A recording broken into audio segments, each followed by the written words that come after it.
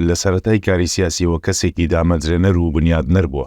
هەمیشە ڕۆڵی لە چالاکی ئاشتەوایەکاندا بەرز و دوور بۆ لە ڕۆڵی ئاژاوەنانەوە و گەرمکردنی کێشەکان. نە لە شاخۆنە لە شار بەشداری شەڕی براکوژی نەکرد و ڕۆڵی گرنگی هەبووە لە کۆتایی پێهێنانیدا.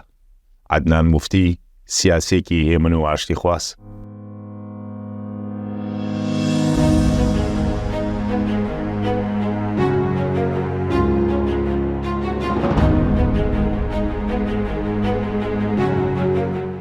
ساڵی 1949 لە بنەماڵەیەکی ئاینی تێکۆشەر و خوێنەوار و خانەدانی دیاری شاری هەولێر لەدایک بووە.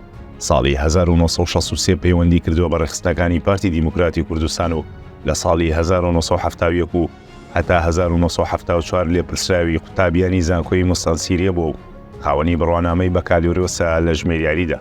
ساڵی 1974 بەهۆی تێکچوونی پەیوەندی نێوان شۆڕش و ڕژێمی بەعەس پەیوەندی بە شۆڕشەو کردو و چۆتە شاخ و ئەندامی لیژنەی باڵای دامەزراندنی دەستگای دارایی شۆڕشی ئایلول بووە. دوای هەراسێنانی شۆڕش ڕاستەوخۆ پەیوەندی بە دەستەی دامەزرێنەری یەکێتی نیشتیمانی کوردستانەوە کردووە و ڕۆڵی بەرچاوی هەبووە لە هەڵگیرسانەوەی شۆڕشی نوێدا.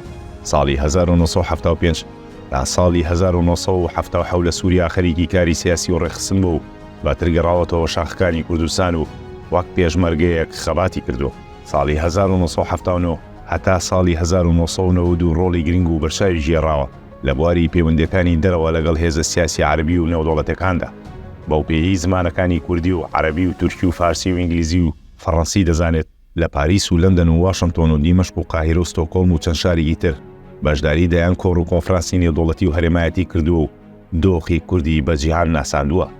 عەدنان موفتی هەمیشە بە سیاسێکی هێمن و ئاشتی خواز ناسراوە دوور بووە لە شەڕ و دووبەرەکی ناوخۆ. پێشڕاپەڕین یەکێک بووە لەوانەی ڕۆڵی بەرچاوی بینی لە ئاشبوونەوەی گشتی و دامەزراندنی بەرەی کوردستانی. لە کاتی شەڕی ناوخۆدا پێچەوانەی سیاسەکانی دیکە لە بری بەشداری کارا لە شەڕەکاندا بەشداری کارای لە زۆربەی کۆمونۆکانی هەوڵی کۆتایی هێنان بە شەڕەکە کردو لە تاران و لەندەن و دیمەشق و ئیمزاکردنی ڕێگەوتنامەی ئانقەرە لە ساڵی 1996دا. 3 ساڵ نوێنەری یەکێتی نیشتیمانی کوردستان بۆ لە قاهیرەی پایتەختی میسر و یەکێک بووە لە ڕێخەرانی دیالۆگی کوردی و عەرەبی کە ساڵی 1998 لە قاهیرە بەسرا. ڕۆژی 4 حوزەیرانی 2005 عەدنان موفتی وەک سەرۆکی خولی دووەمی پەرلەمانی کوردستان هەڵبژێردرا. ئەو خولی ئەو سەرۆکایەتی کرد بە سەرکەوتووترین خولدا دەڕێت چونکە تێیدا هێمنێکی تاو لە ناوهۆڵی پەرلەماندا هەبوو. وەک سەرۆکی پەرلەمان توانی بووی بە هێمنی و توانە سیاسەکەی خۆی نێڵێت هیچ پشێ و ئاژاوەیەک لە ناوهۆڵی پەرلەماندا دروست بێت. هەر لەو خولەدا 79 یاسا دەرکرا کە بێژگە لە خولی یەکەمی پەرلەمان کە 10 ساڵی خایاند بەراورد بە خولەکانی دیکە زۆرترین یاسایە. تەنانەت بەراورد بە خولی چوارەمیش کە 6 ساڵی خایاند بەڵام تەنها 52 یاسای تێدا دەرکرا. عەدنان موفتی نمونەی ئەو سیاسەت دەگمەنانەیە کە تا ئێستا هیچ تۆمەتێکی گەندەڵی نەخراوەتە پاڵوو. ڕەوتی سیاسەتکردنی لەو جۆرەیە کە دەبێت گوێی لێ بگیرێت و لاسایی بکرێتەوە.